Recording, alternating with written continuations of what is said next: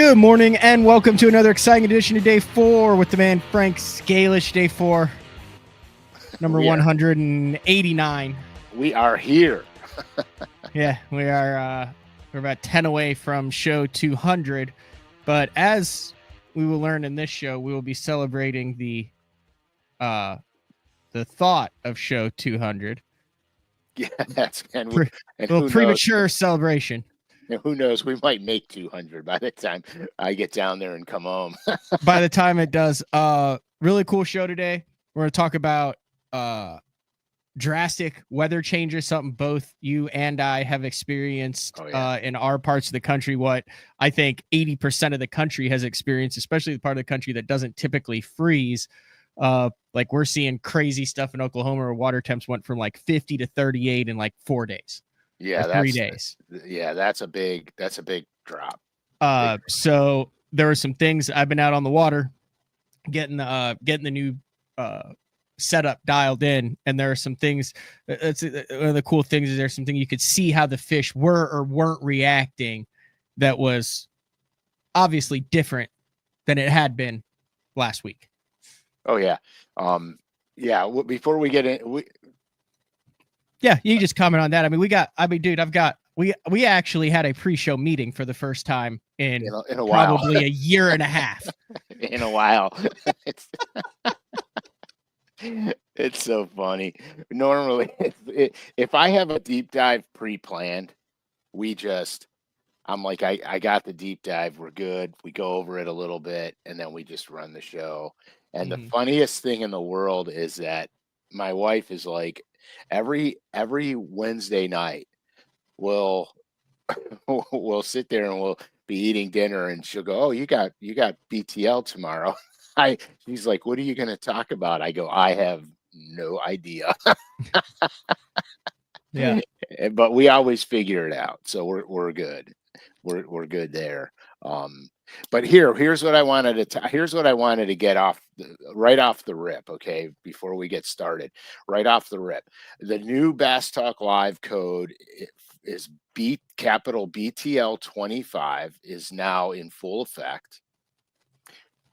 Every 2 weeks, we are going to give a $50 gift card away to one of the loyal listeners or loyal viewers. And here's how it's going to work, because we were kind of pulling our eyes out trying to figure out how we could do this. And so what's going to happen is it's not even going to come from me and Matt.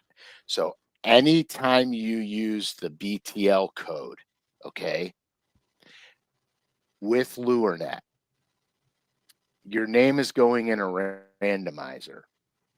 And every 2 weeks, a random name is going to be drawn. And then we will get the name of the winner and the gift card code for $50. So you won't receive something actually in the mail. You will receive a digit code, and it's worth $50. Okay. And that's how we're going to do it now. So if you buy your signature color and you use the code BTL25, and that's how they know that it goes through BTL, is you have to use the code BTL25, so it gives you a % off, and then boom, you're registered. Correct. You're automatically in it, and it'll run for the entirety of the program. That's a lot easier than the option we selected for the full set of FX colored Rogues. Pro Rogues, which is next on the list. But all right, continue on that. And so because I want to do more for our audience, for you guys. Randomizer. Why did he say? Did you say it funny the first time? Maybe. The randomizer. How do you say it? Randomizer. Yeah. Randomizer. Yeah. It's like on Tournament of Champions, Guy Fieri's Tournament of Champions. The randomizer is the great equalizer. Okay. You say completely normal, I think. One more time. Randomizer. Yeah, no. That's normal. Okay. So anyway, so we digress. So anyhow, so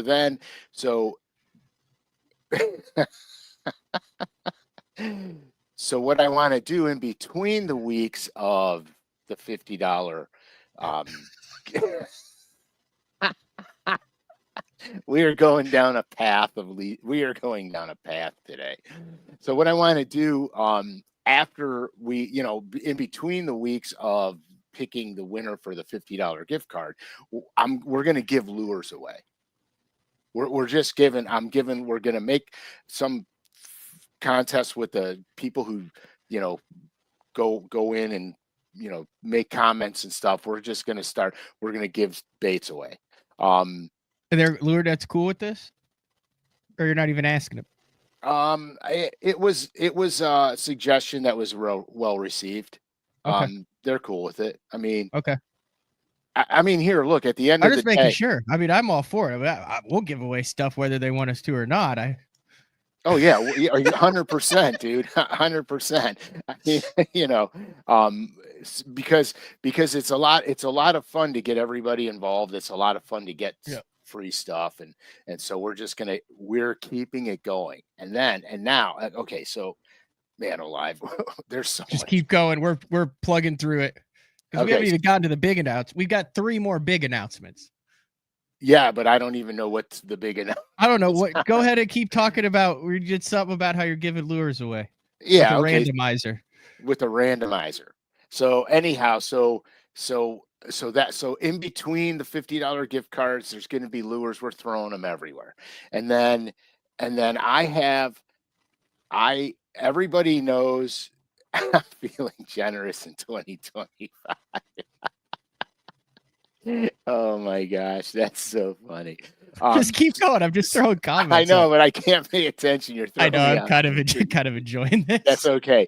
So everybody knows that I'm a Norman crankbait freak machine. Like, I have been fishing Normans since the day I could cast a bait caster. Oh, we're doing this now. No, well, I could.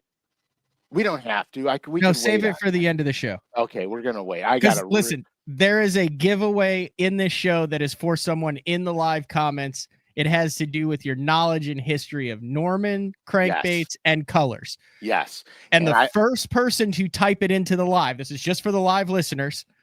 Yes. The first person to type it into the live will win it from Uncle Frank. He'll have it sent to you right now. Like end discussion, when he says it, that's the first guy that does it. Boom, it's yours. And this is hilarious. This is really good because people are already guessing. It's not a year, Kyle. He just guessed 1973. Don't start doing anything until we say to do Lincoln something. Already guessed citrus shad. Stop it. Stop guessing. Peter Log already guessed Evu. Now that you guys have absolutely no idea what you just wait. Just wait. Because just wait. Because this is getting out of hand. Just wait. Yes. All right.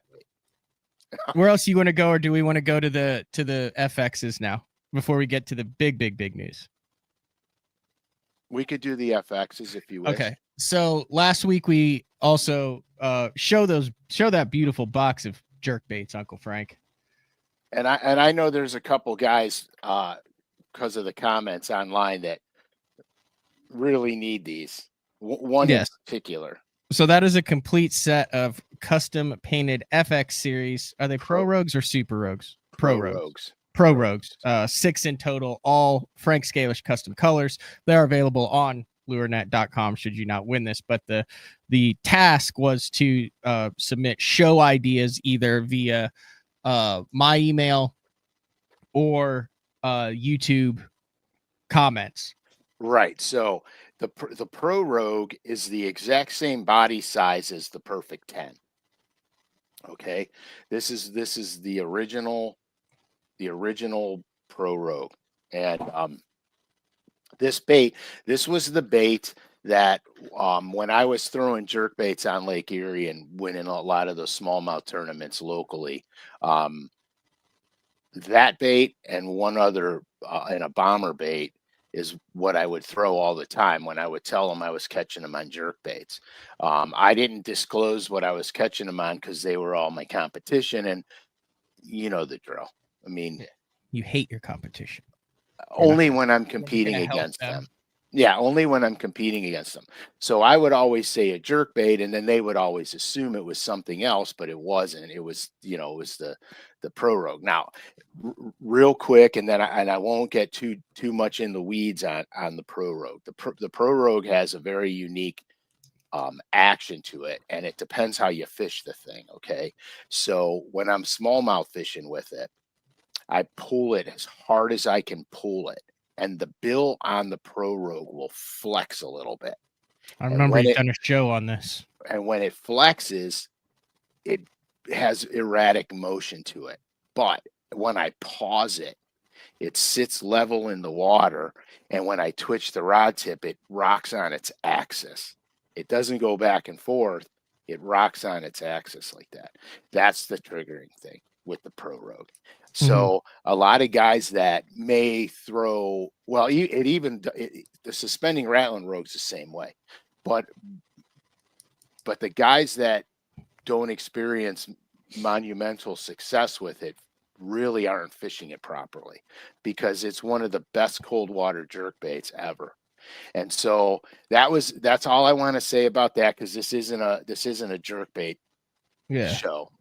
It's This is an interesting question. I've got an answer. I want to see if you agree with it. Sean said, "How is the Pro Rogue different from a Vision 110?" So this is how I see it. I see it as the Pro Rogue as like a diesel truck, and the Vision 110 as like a compact car. They're both vehicles. They can get you to the destination, but they're totally different in their action. And is that a fair comparison? I can tell you the exact difference. If you That would be handy. Yeah. That's Okay, what the show's for. so the Pro Rogue is lazy. It's lazy in the water, where the Vision 110 has a much tighter vibration to it. And so there are times in the wintertime, the bass, everybody says, oh, they slow down in the winter. Well, their metabolism slows down, but you physically, once you hook a bass in the winter, you physically can't tell that they're, slowing down. It's almost negligent to the naked eye and how the bass behaves. But they want an easy meal. They don't want to run a bait down.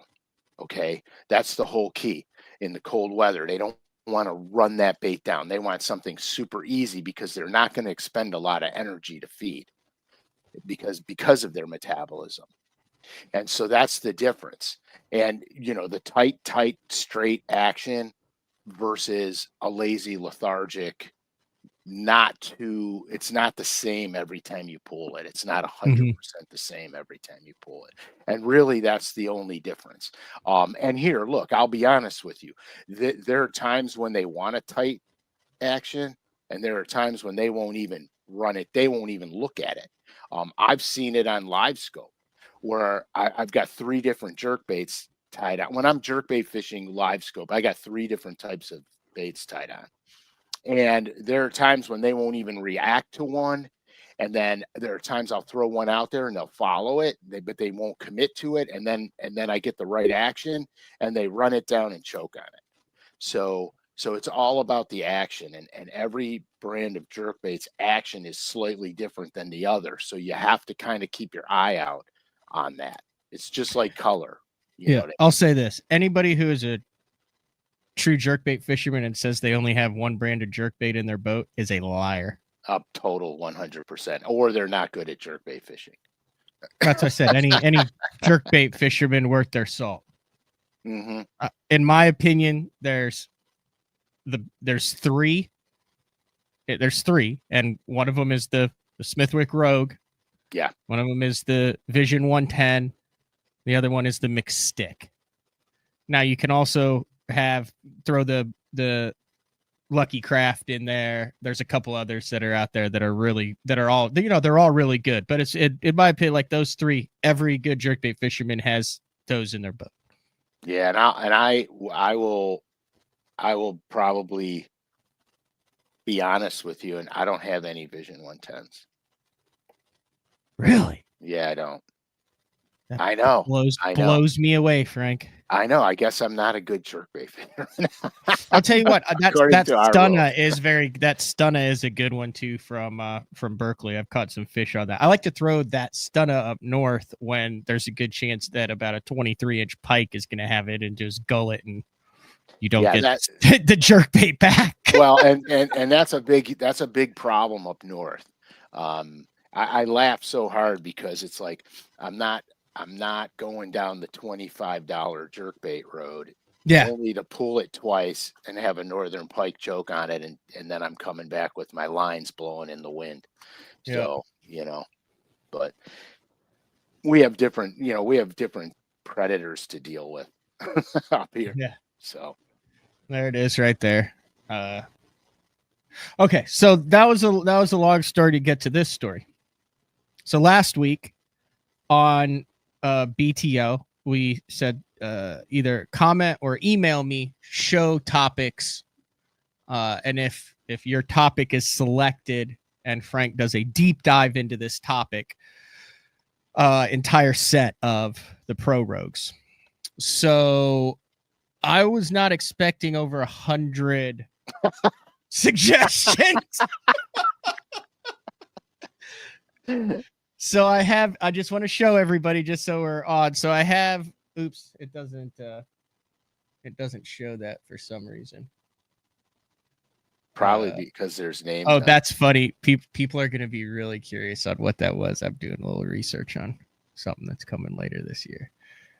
For some reason, that doesn't show up. Anyway, I have a 6-page Word document over here with everybody's email or username and their show idea, and then it is categorized into ones that are similar, ones that are different, and everything. So after the show, I am going to we're going to go over this document and we're going to select the winner. Correct. And so then we'll announce it on the next show, and I'll send them out. Yeah. So the next show, you could contact the guy too. Yeah, we'll contact that winner, and I'll get you his contact information, and we'll let you know, or her. Yeah, his or her. Yeah. Yeah, because there's this one. Can Frank please demonstrate how he fishes shirtless in the summertime? Actually, I don't. From cinnamon from cinnamon candy. From cinnamon candy 09. Oh my God. She said, do you remember me from the open celebration? Open victory celebration. I cannot confirm nor deny that. I'm just kidding.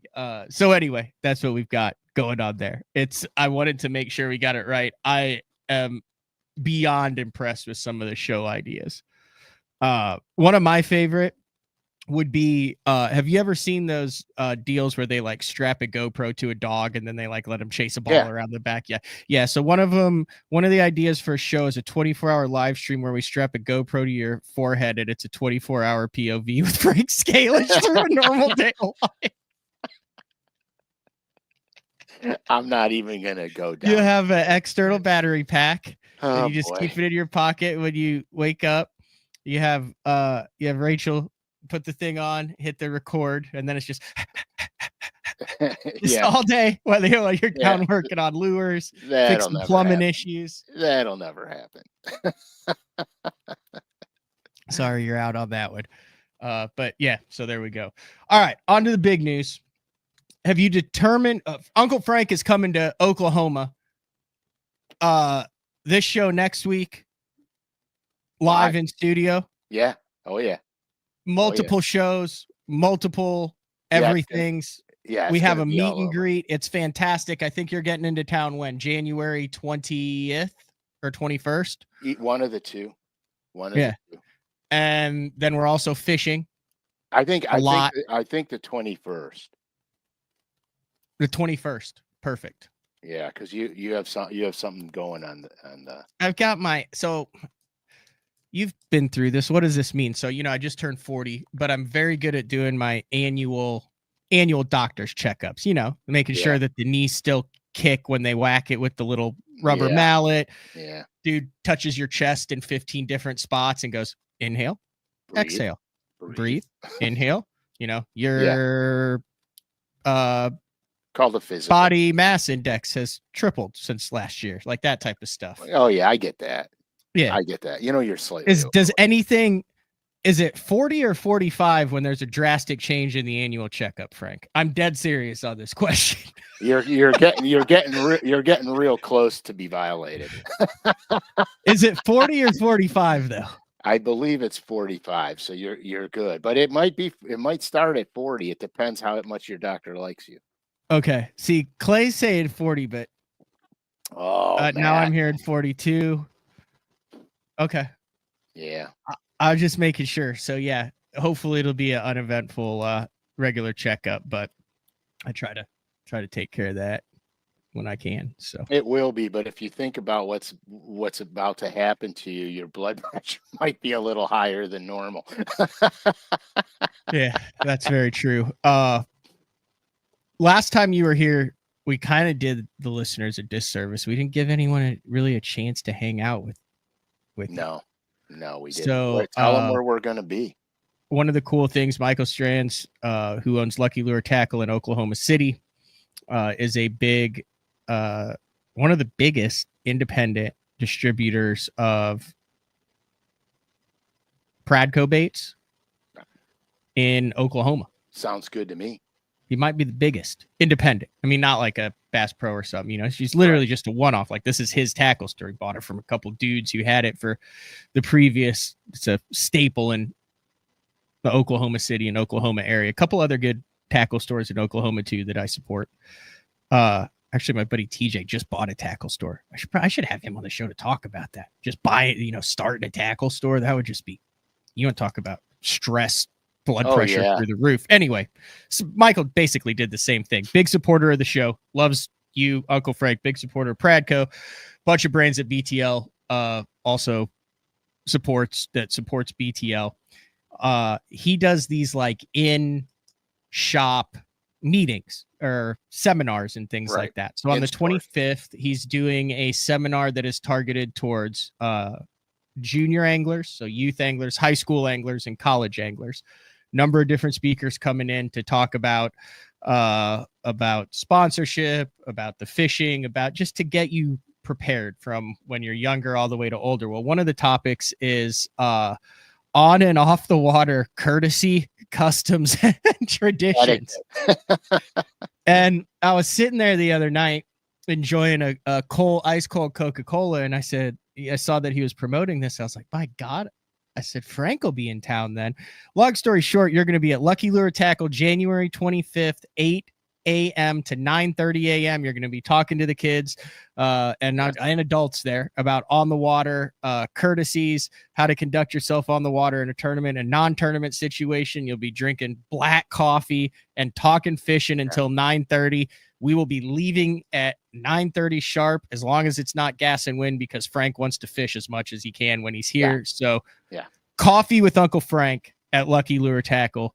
All the address, all the details, all the information that you need is in the description of either the podcast platform that of your selection, the iTunes description, or the YouTube description. Yeah. Does he have a whiteboard there that I could draw something at? We could, yes, we could make that happen. We're going to make that happen. Okay. Cause I have an idea floating around in here for this thing. And, yeah, it's going to be interesting. It's what kind of idea do you have? Well, I need to, when you're talking about water, on the water etiquette, there's some things you need to know as an angler in order to be more courteous. And then I'll be able to show in detail what I'm talking about. Okay. I'm being cryptic about it because I don't want to give everything away. No. I'll text him right now. Oh, he literally texted me already. Whiteboard, got it. Listen to the show. So like when you walk into Lucky Lure Tackle, they have like a TV up there. Usually they got like they always have some sort of fishing on, but Perfect. BTL Day 4 is always on replay when I'm in there. Outstanding. Yep. Good thing to have on replay. How to avoid red jet skis. Oh boy. Yeah.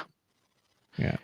Yeah, one of the fans DM'd me a picture of the kayaker in the boat, and the jet skis ran over where he was fishing, and he yelled at him. Yep. One of the jet skis turned around and literally washed him out. He lost his camera equipment and everything. And he posted, if anybody knows who this is, fess up, because I need to get reimbursed for, my thousands of dollars worth of equipment. And I was informed the other day the guy was in fact arrested. Nice. Yeah, so justice is served.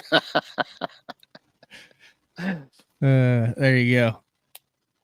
We might get there a few minutes early. Yeah, we'll do what we can. I'll also have the newly rigged out Bass Cat in tow. So if you want to take a look at anything from the batteries to the grass to the mounts, get up, look around in it. Yeah, hopefully it'll it's be not parked out there. 13 degrees outside. Well, it's going to be a little chilly. It's going to be. Well, hence the topic of today's show. It's actually going to be 28 and 50. Oh, that's good. So yeah, and then. So I'm a little confused on the 25th. I showed you this before. Big wind events are not good for the crappie and bass fishing that we're doing. Look at that wind next Saturday. Yeah, it goes from 10 to 44 at 5 p.m. I'm very confused. I've never seen that wind graph before. Have you? Yeah, well, I have. And here's the thing. It's the front system moving in. So does that mean we're screwed on Sunday and stuff? Because this is the 10-day outlook. I can't see what Sunday looks like. It's too far away because it could change. So that's why Thursday and Friday look really good, because it's literally, quote, the calm before the storm. Correct. And it could blow itself out overnight, or it could dissipate and never even happen. Depends how strong the front wall is. Like this winter, I went out fishing, and I was traveling about not 2 hours from where I live, but probably close. And as I was driving, I could see the wall coming over the lake, and it was like a definitive line of black cloud that was almost stacked vertically. And when I got to where I was fishing, it was calm as could be. And then 25 minutes later, it was like you had to hold on to shit so you didn't blow out of your boat. I mean, it was crazy when that front wall came in. It came in with vengeance. So yeah, I mean, it's a weather thing. Yeah, that kind of leads us to a great topic, which I wanted to get your take on, which was sudden weather changes. Just at 20 seconds, it had been 48 to 52 degree water across here, fairly clear. We were just getting over a massive rain event, but I'm talking about a drastic sudden drop in water temperature. Most of the country will have this. They're experiencing it now further east of Oklahoma, but it went from that. It snowed 6 to 8 inches. All that runoff went into, and then we didn't get above freezing for 36 hours. And as a result, when I went out yesterday, the warmest water temp we could find was 39. And the fish you caught a couple fish, but the bass were ice cold when you caught them. There were a lot that were not reacting to the bait. And then the crappie literally could not get them to react to a jig. It was like they were stunned. Have you experienced that? Yeah. Is there a way to combat that? Help us out here, Frank. Okay, so we're clearly talking about late fall. We're talking about winter. Mm-hmm. Up where like Matt, I learned something when I came down there last year and fished with you. Most of our lakes up here are relatively clean water. And that, when I say relatively clean, I mean we'll have 2.5 foot, in some cases 8 foot of visibility. That's pretty clear water for what you fish. Yep. So I'll relate a story. I was going crappie fishing with a friend of mine, and I said, call the marina and find out what the water clarity is. So he called the marina. The guy at the marina said, yeah, we just put power poles on a guy's boat. We went out, and made sure they worked, and we could see the bottom of the power pole in 8 feet of water sticking in the dirt. Okay. So Mm-hmm. I'm like, oh my God, we're going to slaughter the crappie. Okay. So we literally, it was the next day. We go out there, we launch the boat. You can't see 4 inches deep in the water. Wound up catching 2 or 3 nice slab crappies. Most of them wouldn't even react. You drop down on them, they'd look up at it, and then they would just do that, and they wouldn't even hardly react. Change colors, change sizes, did everything. Could get a couple of them to fire off. We couldn't really, it wasn't like it was supposed to be. Some of the places where I had found the crappie earlier, they were completely void of fish. And I'm talking about hundreds of them were on these structural elements, completely void of fish. The fish scattered, they moved. So what happened? So same thing. We had a lot of snow. We had a runoff melt. Okay. The water temperature dropped because of the runoff, but it got muddy. I mean, muddy, muddy. Um, in those conditions where I live, it's the hardest time to catch them in the wintertime, because what I noticed is in the winter, it doesn't matter how cold it gets. If the water's clean, you still catch them. As soon as the water gets dirty, yes, you don't. I was throwing jerk baits on bass, and they wouldn't even move. Nothing. Jig and minnow wouldn't even move. Nothing. Could barely. We couldn't do. They wouldn't do anything. So the whole key to that would have been wait it out a couple of days, because as it stabilizes and starts to clean up again, the sediment starts to drop, the lake starts to get clean again, the fish will go off. They'll start firing on everything. And it doesn't have to be 8 foot of visibility. It could be 2.5. It's getting cleaner. It's stabilizing. They're feeding. So basically what happened was I needed a day or two to go back, and it would have been a completely different ball game. So that's what I experienced, like Yeah. right around Christmas. So literally, what I'm kind of hearing is there might be a day or two where it is not good fishing, and there's nothing Oh you yeah, can do to do it. There's no adjustment you can make. You just ain't gonna catch them, or very right. many. Or very many. I mean, you're Mm-hmm. going to catch a few. We caught a few. You're going to catch a few, but it's not going to be. You're working for it.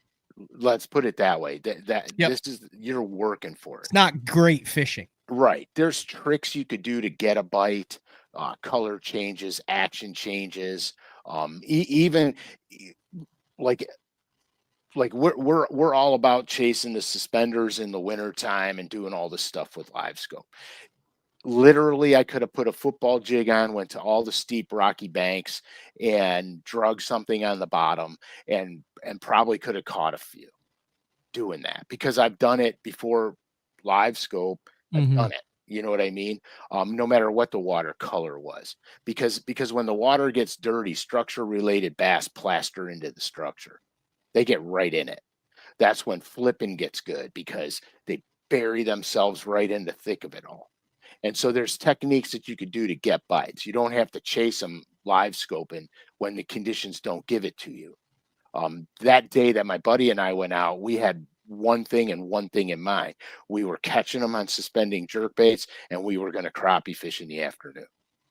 And so I didn't even bring other tackle, because in the winter my boat's empty. I Mm-hmm. only throw tackle in that I'm going to use for the day. So I didn't even bring the other stuff. Okay, which was probably stupid on my part, but here, day before, 8 foot of visibility. We don't need anything else. Mm-hmm. So it changed. Uh, but the other thing here, okay, so here, I'm going to tell you the 3 things I look for when a severe weather comes in. How much did the water temperature drop? Because that's critical. 10 to 12 degrees is monumental for a bass, especially. It's a Mm-hmm. monumental drop in water temperature. Those fish are definitely not going to be running stuff down. You're going to have to catch those ones. Did the water color change? Was it clean? Did it get dirty? Is the water always dirty on the lake? If it's always dirty, the dirty water won't bother them. But if it's usually you have some form of visibility and then you got none, especially in the winter and first thing in the spring, ice out conditions, cold, dirty water in a short period of time makes fishing difficult. Not impossible, difficult. The next thing I'm going to look at is the wind. What is the wind? And if it's blowing like a hurricane, can I fish effectively where the bass are located? Because that's important. You could catch bass in the wind. You could catch bass in the wind that's so strong you can't even cast a lure into the wind. But how effectively can you fish there?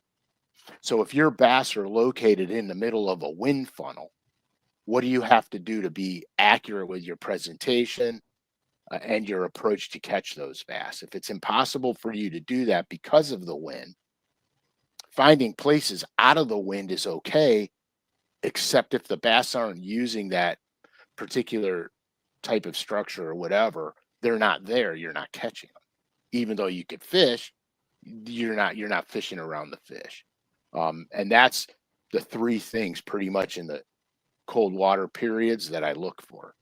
We had all three of those things. We had a temperature of 10 to 12 degrees. Water got dirty, and it was slightly windy. Yeah, I mean that's the perfect storm of going. We're going to have to work so hard to catch them today. Now we had to work, but I caught two 3-pounders that were ice cold. Oh yeah, and ghost white, and the strike window, the strike zone was very small for him. And then we saw 4 or 5 others, and then Scott had a rather large one that ate his offering. It was a big one. It was priced. It was, it was one of those where you could see the tail on the scope. Oh, dude, those are big ones. And it moved like a Volkswagen, like at that same pace. Like I was like, have you ever noticed how like the real big ones like are never in a hurry anywhere? Like they're always just like, and even when they spook, they just spook slowly. Or when you miss them, they don't go. They just glide down out. Anyway, he had one. He did nothing wrong. It just when he loaded up on it, it unloaded before he got it in the boat. Those was rotten fish. But the crappie, like there were some a bunch of suspended crappie. 2 things here. Really cool stuff that you could only see on forward facing is like this lake is usually like an 80%. If you put it in front of the crappie, it's gonna react to it. Might not eat it, but it's gonna. These fish were just, they gave zero care about it. And the only time you could get them to move, I mean, they were suspended 6 feet down, as if you literally hit them with the jig, they just like glide 6 or 7 feet. And I mean, it was 39-degree water. The other thing was, we didn't see many bass, but a lot of the bigger bass that we saw were on a piece of timber in the bottom third of the water column with their nose literally like if this is just pole timber. That's handy that we can do this. If this is the pole timber, the bass, and my fingernail is the bass's nose, it was down here on the bottom sitting just like this. Right. And we had a couple that we could get up to come, and that's how I caught mine. But the majority nose on it. If you could get it, you get the bait to them, and they just would very slowly move away from it. It was the classic pre-forward facing sonar where you're like, all right, black and blue jig, pork, and you're going to put it really tight on every piece of cover. Now, when you look at that archaic, ancient, medieval way of fishing, you realize, my God, no wonder it was hard to catch them, and it is hard to catch them in cold and muddy water, because with the advances in technology, we're able to look at 50 options and see the 3 that there's a fish on, and maybe you could get one to show interest. And but the cool thing is you see their behavior, Pat. You see their behavior. But we're only casting to the 3 pieces of cover, because it's not a structural element, it's a piece of cover, right? Correct. A tree is a piece of cover that have fish on them. Correct. Back in the Stone Ages, you'd have to freaking slowly flip all 50 of those pieces of cover Oh yeah. And then out of that, only 2% even had fish on it. And then out of that, only 5% of those would show interest and bite. Correct. I mean that's what it was. It was methodical. Pitching and flipping, pitching and flipping used to be mechanics, accuracy, and keep moving. You're pitching in there, do do do. You're moving, you're do because you had to cover massive amounts of territory to get your 5 And I'm bites. saying this tongue in cheek a little. It's obviously still very effective. There's a lot of people who fish Yeah. without it, but my point is, I understand why. So like that was one thing where forward facing sonar proved what you read in Bassmaster, proved what the theories are, proved what we thought about cold muddy water, because you're like, oh yeah, there it is. It's on the cover. It's lethargic. It's closer to the bottom, And it's plastered to it. and it's plastered to it. I was like, Yeah. that. Like there were several instances where I was like, that was straight out of Bassmaster magazine, 100%. 100%. which I was mean, cool. yeah, I mean that's earlier in when we were talking about the dirty water. When I said they bury right in the stuff, they get Mhm. right in it. There's ways to catch fish when the conditions are not optimal. It's slow, it's methodical, and you have to keep moving.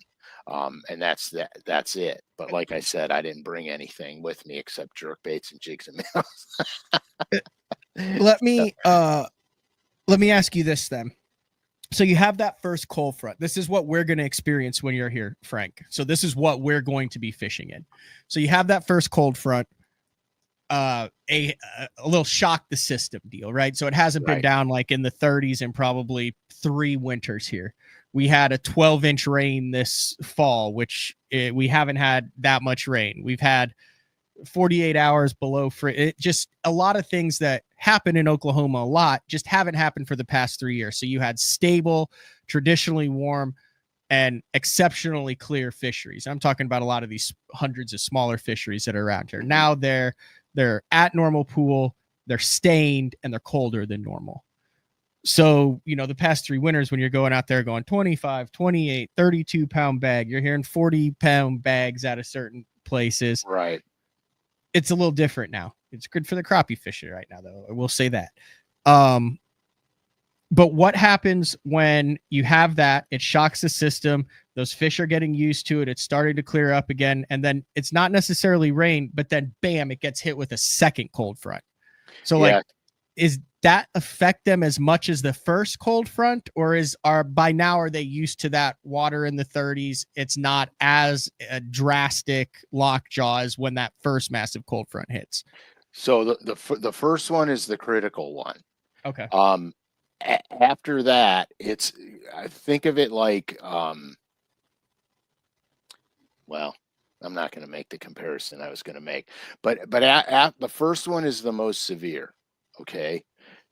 After that, if bass just quit eating, they wouldn't eat the rest of the winter because you're going to have you're having a lot of weather fronts, cold front, normal, cold front, normal, cold front, normal. They would starve to death. Okay, they have to eat to some capacity, so they will feed again. The first one's the worst one, and then as things stabilize, and when I say stabilize, let's say your water temperature now is going to be 38 to 40. Let's just say it's going to be 38 to 40 for quite a while. So once that temp stabilizes, the fish start to behave normally again. Like up here, like I'll be honest with you, when I yeah, well, I didn't compare it to anything, but like up north, I'll be honest with you, when I first started fishing Bassmasters and I heard people talking about cold fronts and oh my God, the bass don't bite, and oh my gosh, I said I'm gonna kill them because I fish in cold fronts all the time and I always catch them. This is crazy. But when you get out of the north, okay, because I don't think up north, I don't think the cold fronts affect them as much as the water conditions. As you go down south, I have witnessed firsthand when a cold front comes in, you almost don't catch them. I mean, it's like when my first cold front in Florida was on Okeechobee, we had 3 days in a row. I don't think it got over 23 degrees.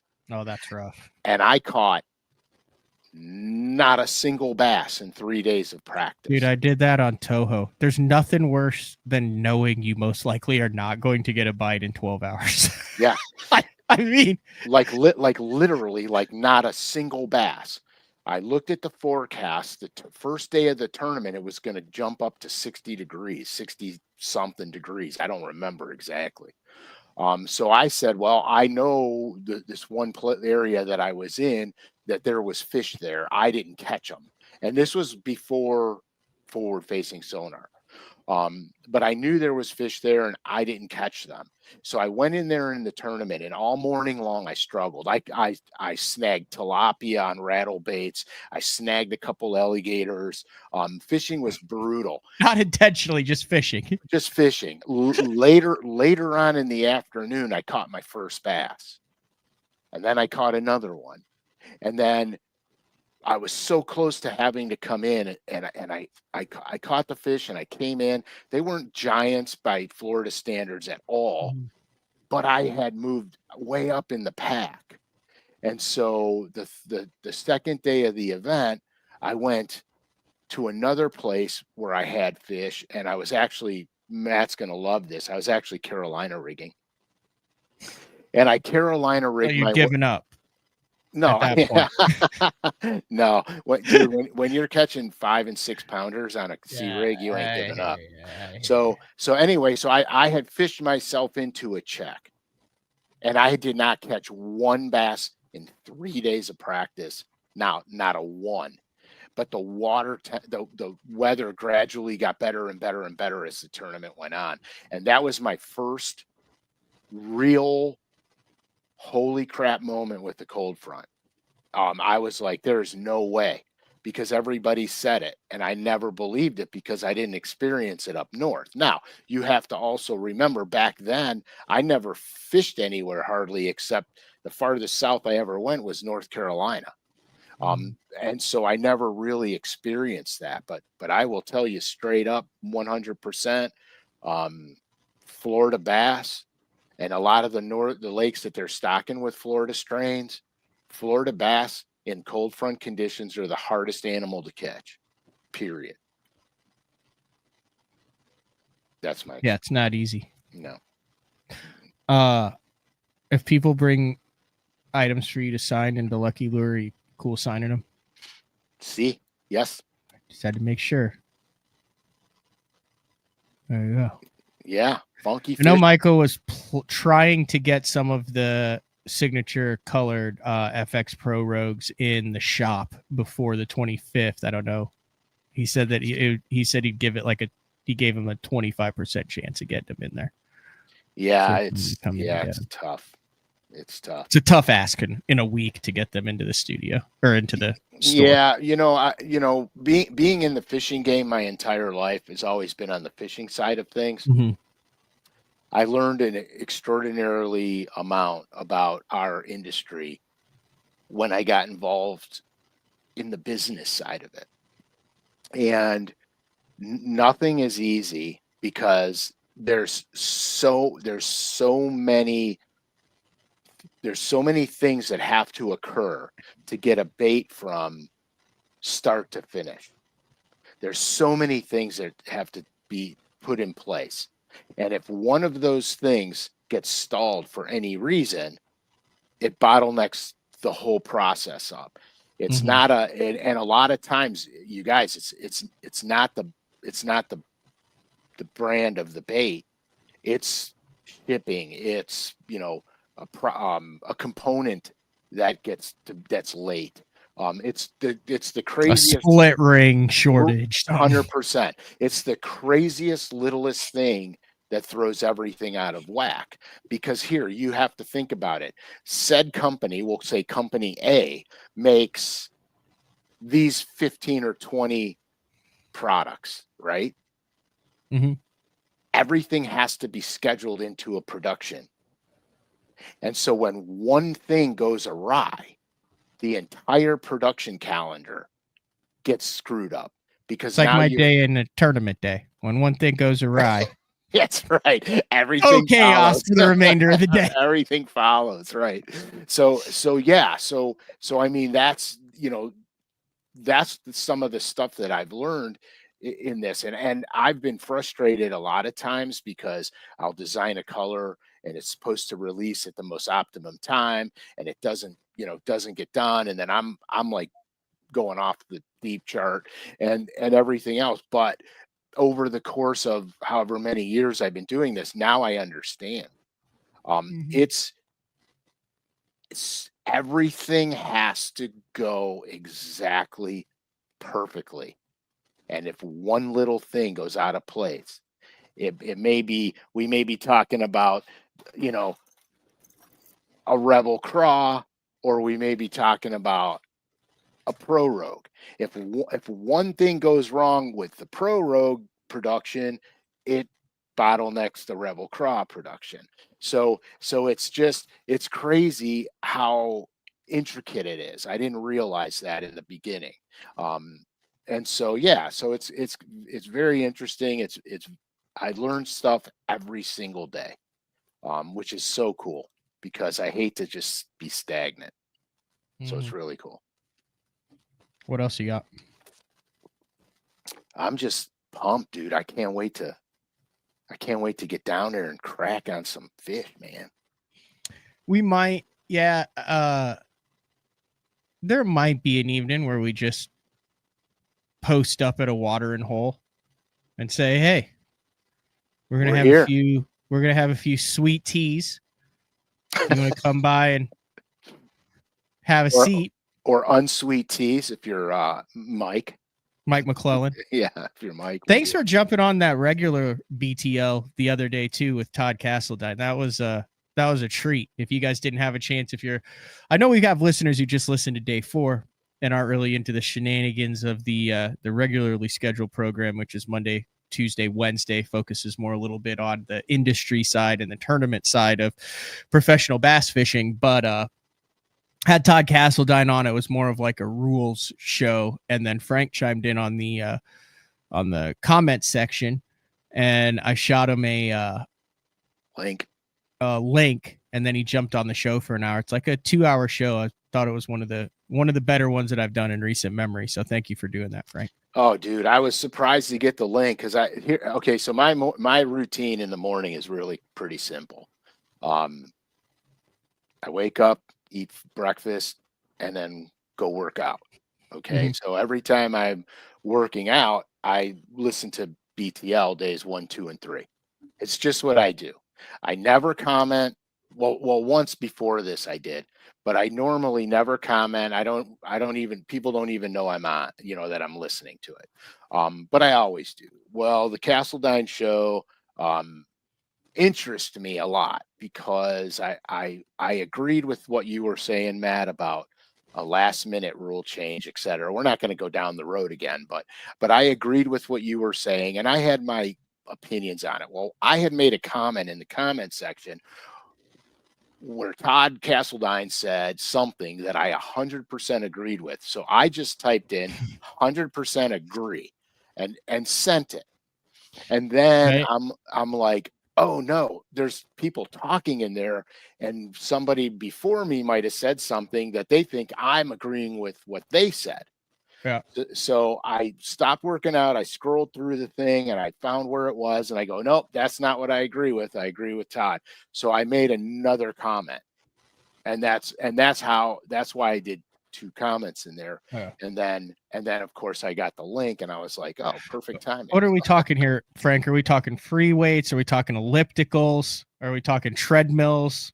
Okay, so a long time ago, um, my brother, I have a twin brother named John. He had, Frankie and Dylan's body shop, and now he's got F&D off road where he does all off road stuff, and restoration work. Anyway, long time ago, probably in early 30s, he had a heart attack. He was out four-wheeling, had a heart attack. Anyway, In um, his 30s. yeah, it was my first Bassmaster Classic I made. Holy smoke. Yeah, I got the call when I was at the Classic, so I literally drove from Alabama to Pennsylvania where he was four-wheeling. Mm-hmm. Um, anyway, so the whole deal starts with all that. And so then I said, well, okay, I better get serious because we're twins. This crap's hereditary. I better get serious. So I got to quit smoking. I had to do all this crap. So every time I go get checked out, they're like, yeah, you're good. You're fine. You're good. You're fine. You're good. Whatever. So as I started getting older, I said, I better do cardio because I heard that a small amount of cardio is more beneficial for heart health Mm-hmm. than anything. Like I don't work out. I don't work out to lose weight. I work out just to be healthy. You could be a little bit overweight and be extremely healthy. And so last year, the year before, I can't remember, maybe 2 seasons ago, that's because we fish, so everything's a season to me. Yeah. No, I'm the same way. Yeah, so maybe 2 years ago, I went in to get the full workup and everything else, and the doctor said, "Yeah, you're pretty good. What are you doing?" And so I told him what I was doing, and he said, "Well, keep doing it because it's working. You could afford to lose 10 pounds, but whatever." And so I'm like, okay, whatever. So I do. My sons are in the military. Well, we're in the military, and so I said, what if you guys get hurt and you can't run because you got to run? They always run. He said, well, they'll put a person on a bike and they do 6 miles in 20 minutes on a stationary bike. So I said, Mm-hmm. okay, I can do that, which is way harder than you think because you're pedaling. So that's what I do, and usually it's 5.2 to 5.9 miles in 20 minutes I get done. And then I work out for another 35 or 40 minutes after that. But it's all machines. I don't do dead weight. Long time ago I hurt my back. I can't do the dead weights. So I got to be really careful. So it's all machine stuff. And like I said, it's not to be like, Atlas or anything. It's just to stay healthy. That's all I do. Gotcha. Well, that's good. All right. I got a lot to do before you get here because it'll be very productive, but it'll be very, very Yeah, single track minded. yeah, and like I said, dude, I could stall one day if I had to. No, yeah, it's more than welcome. So, what are your goals fishing wise when you come down for the week? Like as far as what are your goals fishing wise? Okay, well, I mean, clearly, Like a wish list or like what you aspire to boat, that type of thing. okay. So what I aspire to put in the boat, 3 pound or better crappie, which I know is high, but you have them there. I caught my first one. We will go to the fishery where I caught my 3-pound crappie. Have you ever put a 3-pound crappie on a scale? I have not put a 3 pound crappie on the scale. Okay, so that would be a PB. That'll be a PB, a legitimate Legit PB. pit. Yeah, Yep. yeah, because I've caught some giants that I didn't weigh, and I have no idea how big they were. I've caught a lot of 2.5 pounders and stuff just under 3 that I scaled up, but I never put one on the scales 3 pounds. Okay. Largemouth bass, I don't care. Like I was gonna go, I got to go down there and catch one over 7, but I don't really care. It's a largemouth. I mean, I catch them all the time. So, what's your biggest minnow largemouth? My biggest minnow largemouth. Yeah. I mean, it would have to have been in the past year. Right, 100%. Honestly, it's probably just a smidge under 4 pounds. Okay, well, let's get your PB minnow. All right, PB minnow, and then now jerkbait's going to be a little tough because I've caught 5 pounds largemouth on jerkbaits, and I've caught bigger than that on smallmouth. Yeah, jerkbait's my play. Anything else fishing wise that's on the list? No, I don't care. I want to go smoke crappies. I want to throw jerk baits on minnows on some bass. And other What than that, percentage do you want to do? And I know we'll do it based on bite, but what do you think? Are you thinking like 60-40 crappie bass, 50-50, 80-20, 20-80? Like, what's your breakdown? Well, I've got to plan this stuff, Frank. I got to make sure we're on the fisheries where there's the bite. It's going to be windy a couple of the days. I've got to figure out what lakes we can be on and what pockets where there's going to be fish where we're not just eating 3-footers frustrated.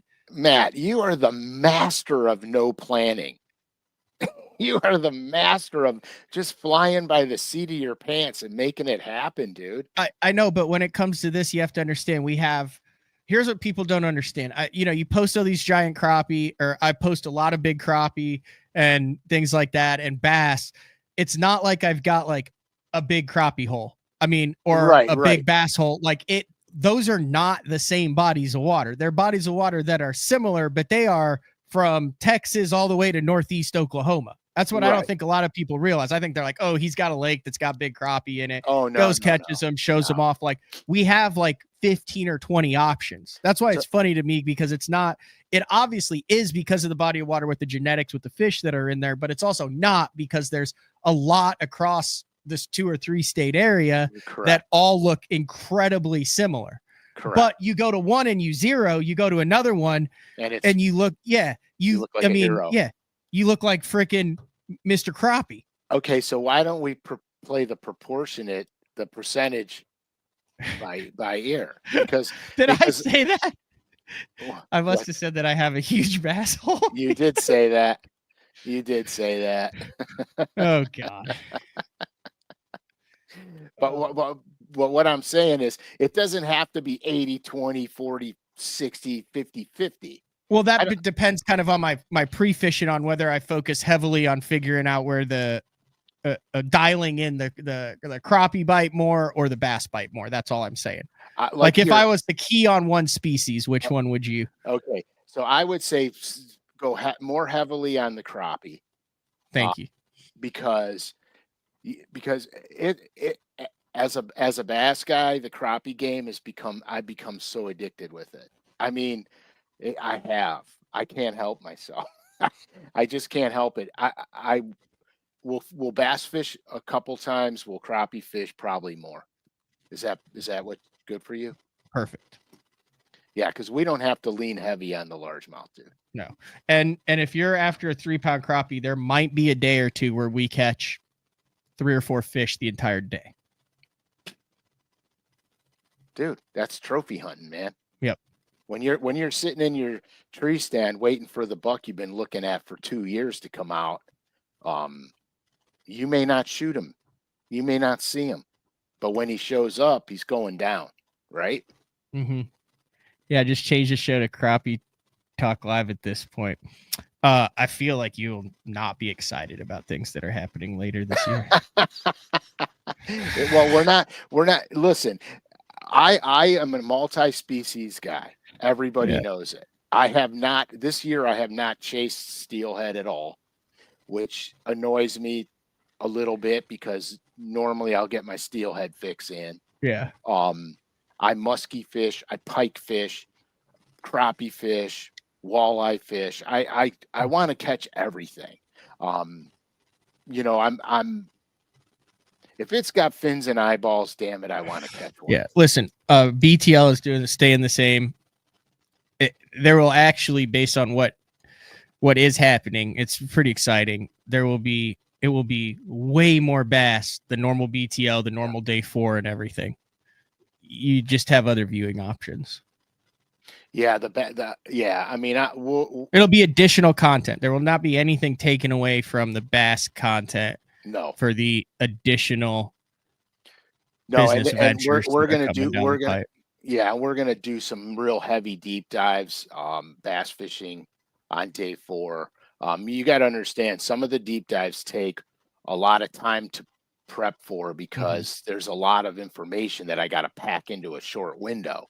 So I have to, when I write the outlines and I write my talking points down, I have to see, which ones I could skim over, which ones I got to get into.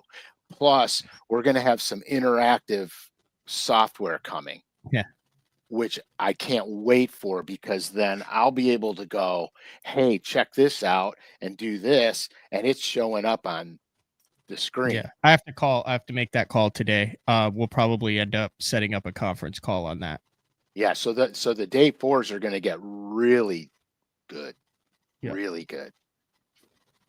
So yeah, so there's a lot coming down the pipe in 2025 that I think the listeners and viewers will be really happy with. To recap, here's a good one. If you want to go catch a lot of good keeper crappie, Jeff, Lake Thunderbird has a lot of good crappie. Right now, they're going to be in this time of the year. What? We forgot What did we forget? the color. Oh my gosh. Oh yeah, we've got like a whole nother section of show. Jeff, okay, I'm gonna say it. Right now, if you want to catch crappie, you go to the cage at Lake Thunderbird down by the dam. There you go, right there. That, in my opinion, that's the best. You'll see it. It'll be where like the 4 boats are every single day. You gave it up, dude. You gave it up. It's been given up for decades. Yeah. It was given up before I even moved to Oklahoma. I know, but isn't it funny how they utilize the same areas over and over again? Yeah. It's actually like cool. You kind of get out there, you talk to all the other guys. I haven't done it in years. You get out there, like, hey, how's it going? Good. How are you doing? You got all sorts of stuff. Okay, so as everybody knows, I am a Norman crankbait freak. Okay. We have brought back some colors from time to time. Now I'm teasing the living heck out of this. There was one color in particular that they quit making that I was fuming over. I had 6 originals. I had to give half of them up to recreate them because we're bringing it back. It was on the response sections of LureNet and my DMs and stuff like that. This color these guys have been screaming for this color for probably a couple of years now. Screaming for it. So I said we're gonna bring it out. We're gonna bring it out in I believe 6 body shapes, Norman body shapes. And I'm not going to tell you what the color is. It's going to release sometime in February. But I am going to show you something, and then you guys have to tell, because people are going to start guessing as soon as they see it. So don't guess yet. Wait a second. I'm going to show you part of a color. It's only a part of a color. I know, but people are going to guess when that's happened, and then they're going to say, well, I guessed it. And then we're going to say, oh, it would be controversial. We need to make this slick and clean, because what we're going to do is the first person who correctly guesses this bring back old school color is going to get one of each in every single design. Correct. So how do you want to handle it? I want you to talk. Yeah, I want you to talk about it, describe it. But as soon as you start showing the color. Oh, I'm not describing the color. Or say whatever you need to say, because as soon as you show it, it's going to be a feeding frenzy in the comment section, because I'm just going based on, I'm looking at my screen right here, and it'll be the first one that pops up that is the like exact verbatim. It has to be the exact verbatim color. I'm showing you a very small portion of it. So as soon as you start showing it, the guesses are going to start flying in. Correct. So as soon as I show it, the guesses will start coming in. Whoever guesses first the correct color will win a complete set of that color. Mm-hmm. Talk for like 30 more seconds just to get people in a position. Maybe they're driving, they're listening to it live. They need to pull over. They need to get on their PC. All right. Maybe they're at work. They need to blow their boss off for a while so they can get in on this. Okay. So everybody give us some hints, like when it went away. I want to say it went away 5 or 6 years ago. Okay. Why? Just one of those things? I'm going to say it was one of those things. How long had it been around? Almost since the beginning of Norman. Of Norman. Yeah. It's an old color that, in my opinion, it's a have to haver. So if you've been throwing like DD22s for the past 20 years, you'll know the color. What are the odds that a deep diving crankbait guy has this in his box right now? There is a strong possibility that anybody who is a Norman crankbait fisherman has at least 1 or 3 of them in their box. And is this available now, or it's one of those things that will be available soon? It's going to come out sometime in February, and sometime in February. Sure to announce it. So if everybody is ready, one in each design. What do you say? 6 different designs in this color that is a comeback color. Yeah, you're going to get one in every body style that it's put in. And I believe there's 6. Well, can you see the comments, Frank? No, I have them shut off. Crap, you need to text me what the color is. I don't know what it is. Oh. I don't know what the correct color would be. That's right. They're going to go. Matt's going to be like, what the hell color is it? Yeah. Oh my god! Oh my god! Is that the funniest man. thing? We almost blew this. I thought we were so ready for today's show, and then hey, dude, come on! All right, when you get that, you'll know, and you'll be like, "Oh yeah, geez, oh man." So this color's coming back because, dude, people have been screaming for it, like screaming for it. Let me know when you're good to go, Matt.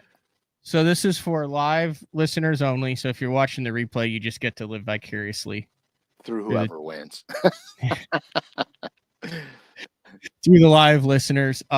If you're also like, hey, I can't listen live at 8:30 a.m. on Thursdays, next week we'll be live at a variety of different times. Oh yeah, next week's gonna be crazy.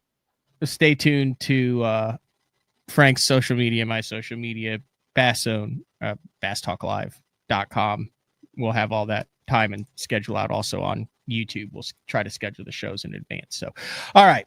First person to correctly guess this color in the instant feedback. I have the color here. As soon as I see one, I'm going to count it down. I'm going to count 3, 2, 1, and then I'm going to show it. So if you send it before I say 1, you're not getting it. No one's gotten it. All right, ready? Far, I don't think. Yes. Ready? 3, 2, 1.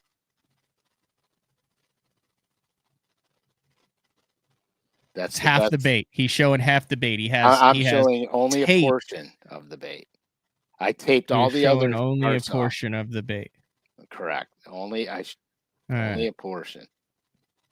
Start guessing the colors. It is an old. Explain what it is again. It is a return. It's a bring back color that we have had so many people asking for this color. We have to bring it back. And so I'm moving it around so you could see the metallic in there because it's important for the description. Okay. I believe we have a winner. Oh, that was fast, man. I believe we have a winner. Okay. Who's the first one? I'm pretty sure. I'm assuming that's what FGT stands for. Like, that guy is so old school that he's abbreviating the color name. That's exactly what it stands for. Let me make sure. Olive, mudbug, Tennessee shad. I do not see Tennessee shad, repair Evo. Good job, North. Wait, here's. Okay. Oh, yeah. Yeah, that's him. I just want to say good job because anybody that knows this color, I had taped off everything but the back because the back is very distinguishably different without giving the real color away of this bait. You said the name of it, right? I did not. Can you show the bottom half of the bait? Yeah, I can. Okay, do a reveal. All right. I kind of like that. That guy, I mean, like, I literally was like, So just remember, this is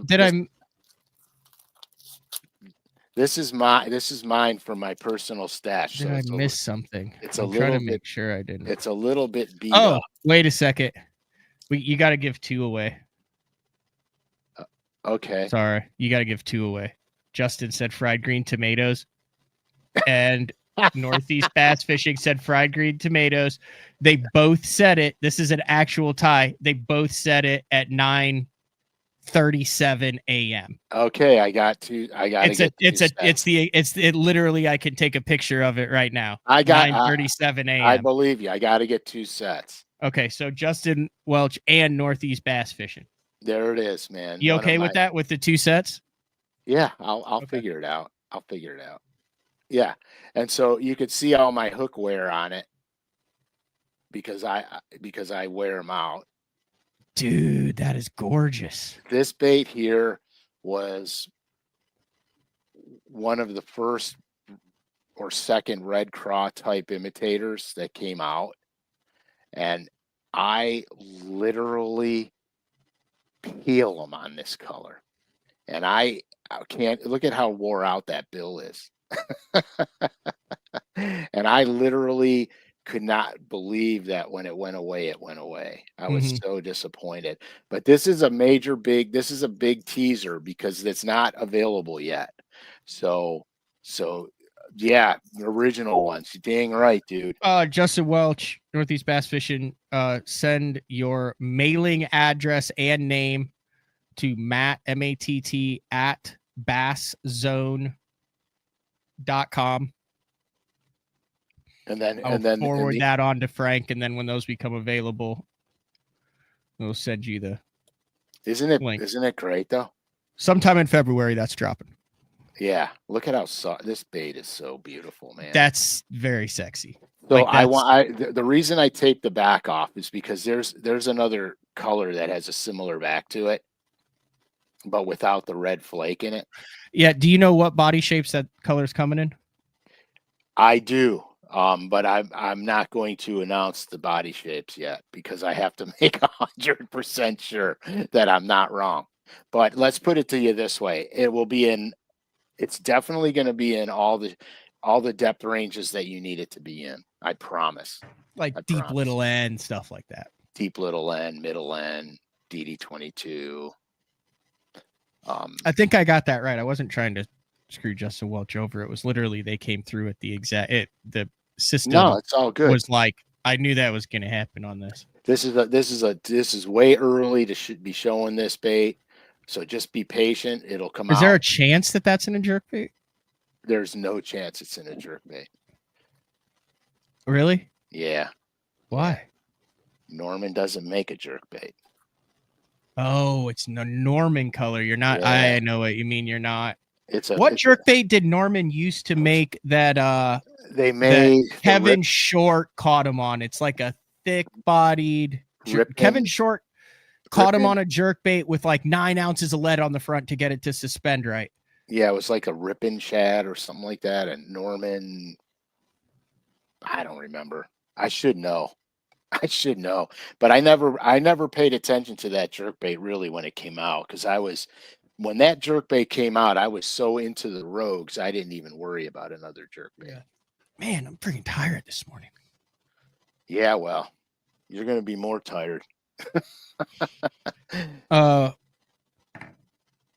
We'll do a crappie fry while you're here, and then I'll also do I'll do some sous vide steaks. Hey, dude, what's your cut of choice? Like, I'm dead serious. Like, I have an option. Like, are you a New York strip, ribeye? Dude, I don't care. As long as it's red meat, I'm good. All right. Literally.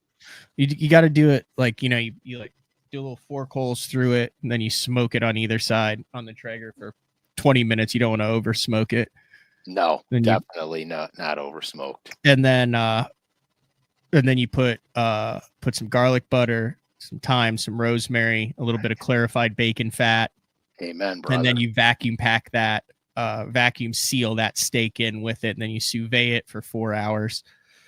Then you sear it in cast iron, and then take a fillet knife and and thin cut it. Like I'm kind of over like the, hey, here's a 47-ounce tomahawk ribeye. Yeah, You here's know, a hunk I'll of see meat. you in 3 days when it's halfway digested.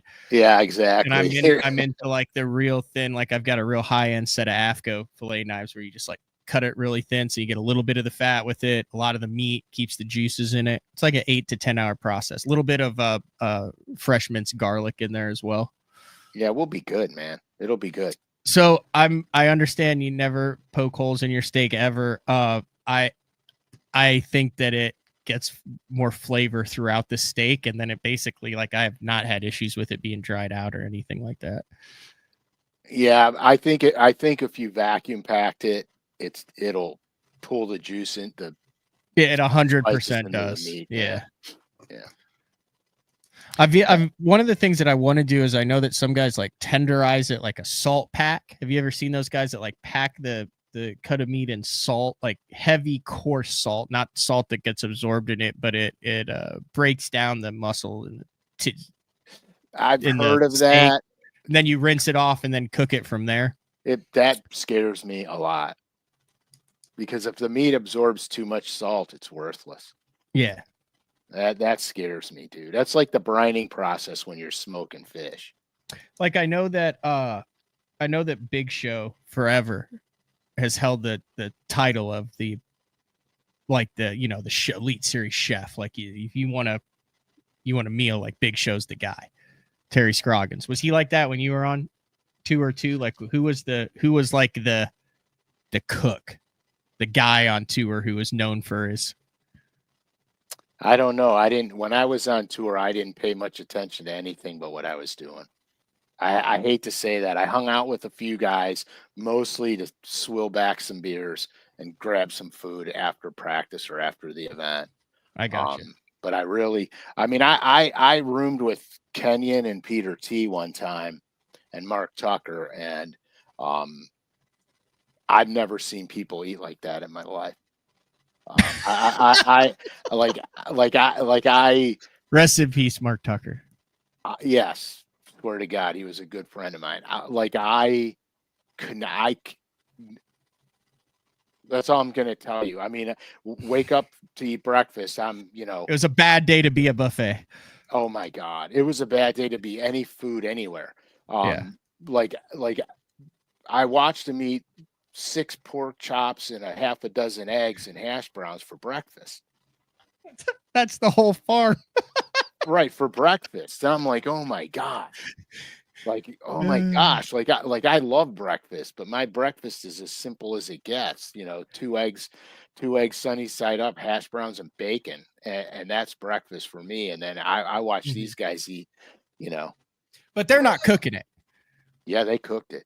Oh, they were cooking it all too. Oh yeah, they cooked it. It was a great story because we got a cabin together, and so they're like, we're gonna go grocery shopping. We'll just split the bill 3 ways. So I'm like, yeah, cool. First time ever, you know, because I usually room by myself. So I'm like, yeah, okay. Well, how bad could it be? You know what I mean? I'm like, we got the grocery bill. I'm like, I couldn't eat that much food in a month. You know what I'm saying? I mean, these guys, they lived, man. They lived.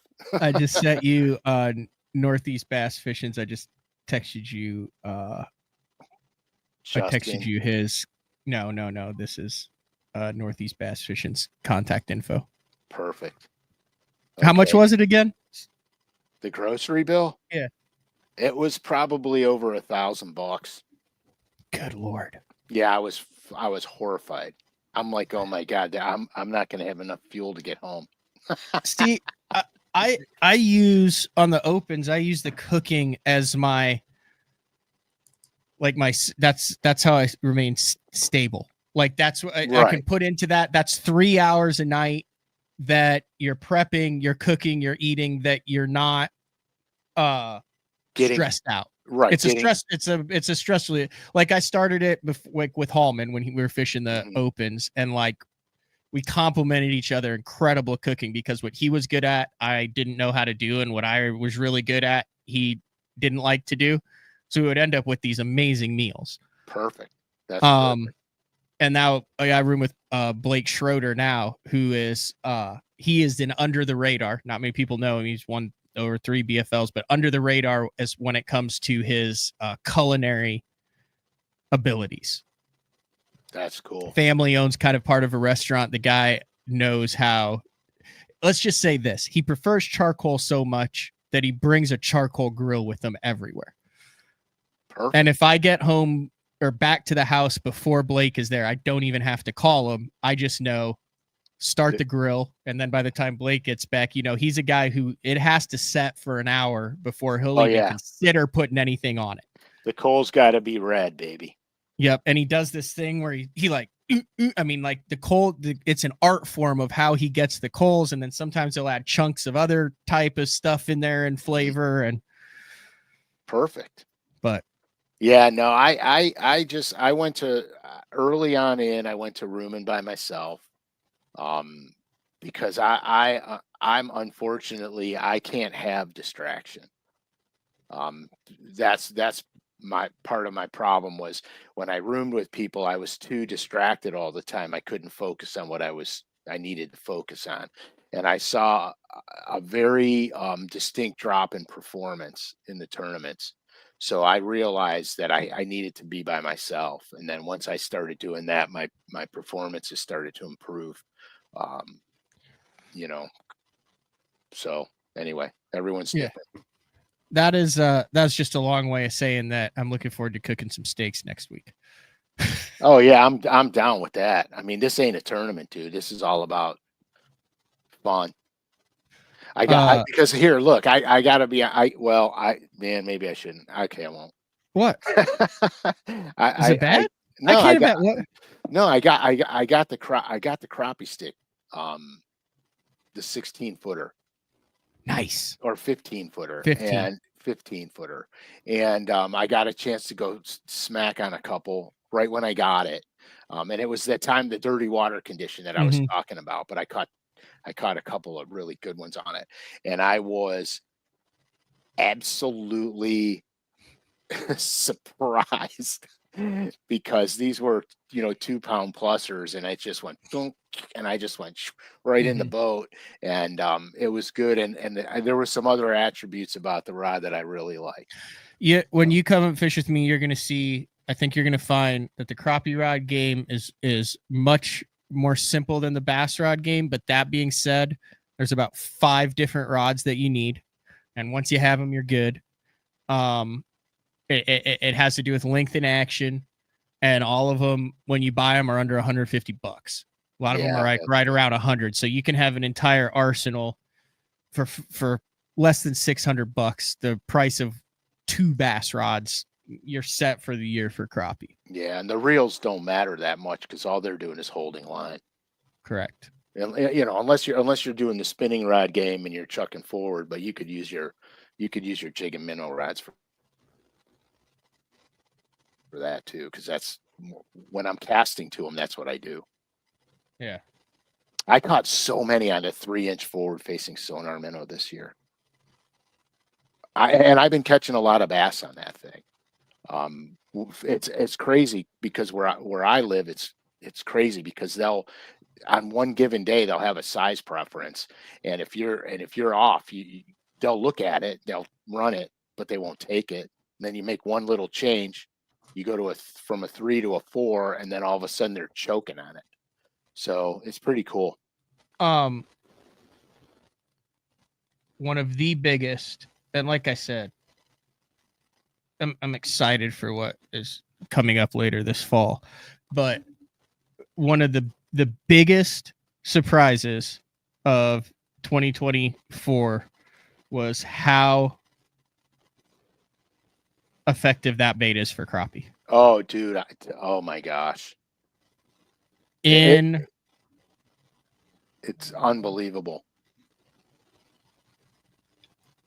But that's that color. That's the hover minnow.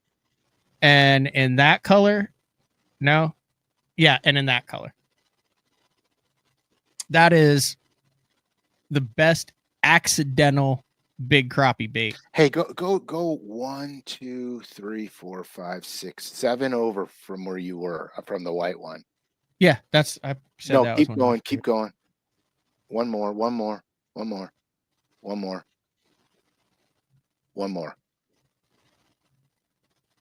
Is that new? Yeah, okay. It's out. I got to get a million of them things. Yeah. Okay, just making sure you're doing my shopping for me right now. Yeah, that's a badass crappie bait, badass smallmouth bait too. Yeah, 100%. That's the hover, not the drop, right? Correct. Okay, The hover minnow. perfect. I got to go make a purchase right now. I mean, I think we've established, Frank, I've got a lot of those since I literally have your 2024 order. I know. That was the funniest thing ever. We needed to get them in for the show, and they sent both boxes to Matt. I'm like, And I dumped him out like just a mm. rock star and was like, hell yeah, 2 boxes. And then I remember thinking, these are very similar boxes. Yeah. I wonder why they sent me 2. And then it occurred to me they accidentally sent me Frank's too. And then they were, I mean, it was everything in every color and 2 or 3 of each. And I literally just called and was like, listen, you want me to go through this thing with the purchase order and separate them? I will. It'll be 2 hours of my life I really don't want to spend, but I screwed up by opening and not realizing it. And they said, screw it, we'll just send Frank another box. Yeah, I appreciate it.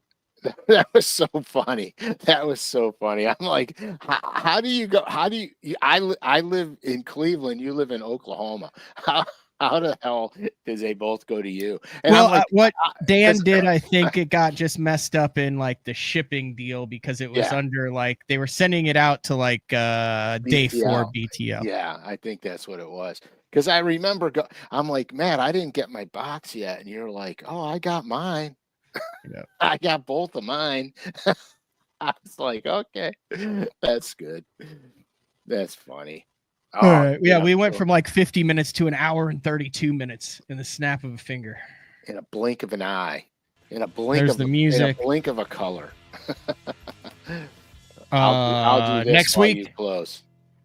Next time that you see us, Frank will be sitting across from me. Yeah. In studio, making the drive from Cleveland Heights area to Shawnee, Oklahoma. Can't wait. I'm sure we'll be hanging out a lot at the new Buffalo Wild Wings. Dude,